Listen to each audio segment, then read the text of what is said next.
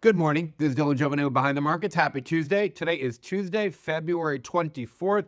I waited for everybody else to talk about tariffs before I decided I would talk about them, as is well known here. And by the way, that's a habit of mine. Those of you who've been watching this channel for a long time know I wait a few days for dust to settle before I talk publicly about something. I need to really wrap my mind around it. And I don't want to talk about something from one angle like everybody else. I want to consider it from a few different angles. When I feel like I've done that and I could talk about it in public, that's when I talk about something in public, especially something that's such a hot button issue here. For those of you who don't know, the Supreme Court knocked down President Trump's tariffs, the IEEPA Act, the International Emergency Powers Act. Supreme Court basically said the IEEPA was designed to regulate extraordinary, unusual, and extraordinary threats, basically, quote unquote. These were not unusual or extraordinary threats. They were trade agreements that we had in place for a long time. Maybe you could argue China with fentanyl was. But look, the Supreme Court said, and I urge you to read Judge Gorsuch's dissent or his explanation of why the case went this way. It's dissenting opinion. He actually agrees with the majority, but he writes this other side opinion, and it's just great. It's a real bell ringer for democracy and how our founding fathers intended basically for us to work together and negotiate, achieve a consensus. There are a lot of folks, my kids say, people are too polarized this day and age. They can't do that anymore. These Congress people have pressure groups reaching out to them. And I say, you got to study the history of the founding of our country. That's always the way it's been. It's just unbelievable.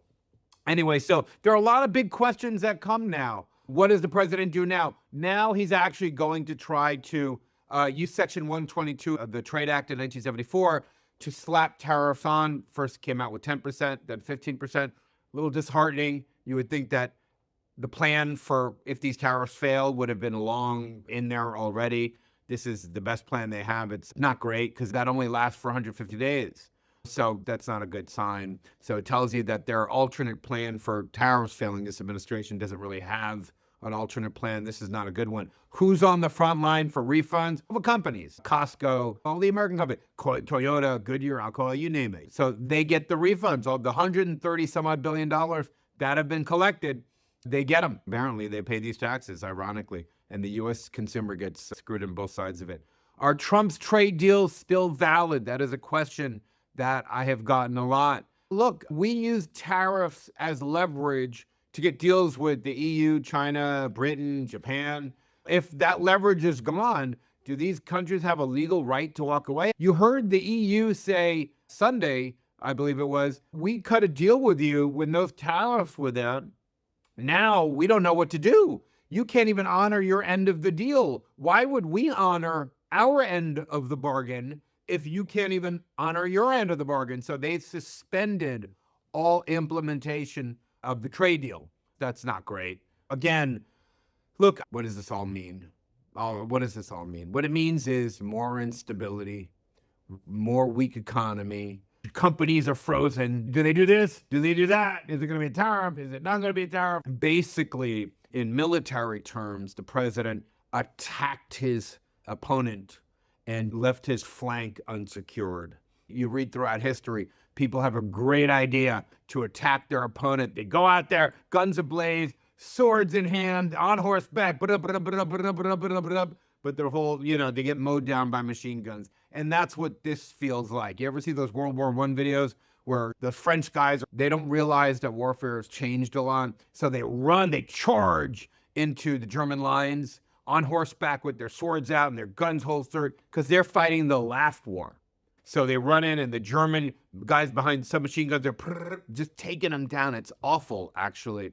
That's how I feel about how we did this tariff policy. I feel like the president just rushed in when he had basically super majorities in both houses of Congress where you could have really passed a law that actually created this massive tariff. You could have written a law. You have both houses. You could have written a law that said this, and the Supreme Court would have to follow because it's a law. The Supreme Court says, look, Congress has the authority here. You could have worked with Congress to get them to do this and then passed it. It's not too complicated, really, especially when you have majorities in both houses. You just do that. If you write a law, if you said the president now has the power to do this, and we're going to slap a 15% tax on everybody else unless they negotiate deals because we see this as a matter of national security, then as a president, you negotiate with Congress and you get it done. Here we didn't do that. We just charged. And wow, wow, wow. It's not great. A lot of things are now uncertain. And again, all I think about is the American economy. If I'm running GM or Ford or this one or that one, I'm thinking to myself, what do I do now? Can we get a tariff in Mexico? Can we build in Mexico or not? What about Canada? What's the deal with that? It's a lot of strum and drung, my friend used to say. So I don't know. We are back, apparently, to square one. The president will declare some kind of public relations victory and say, I just slapped these Section 122 tariffs in. But those expire in July. So now we have the midterms coming, so I don't know how he would get something through Congress. Boy, oh boy, oh boy. If this all just goes to naught after the midterm, well, the president won't take responsibility for it. He'd blame the Supreme Court, which, of course, is conservative. So I don't know. We're going to have to see how this plays out.